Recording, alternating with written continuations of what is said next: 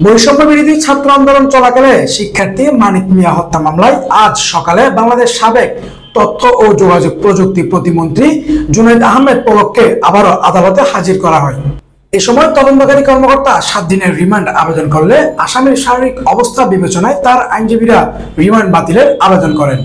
এদিকে রাষ্ট্রপক্ষের আইনজীবী ওমর ফারুক জানান, সোমবার সকালে তাকে ঢাকার সিএমএম আদালতে আনা হয়। পরে 7 দিনের পুলিশি জিজ্ঞাসাবাদের জন্য রিমান্ড আবেদন করেন উক্ত মামলার তদন্তকারী কর্মকর্তা।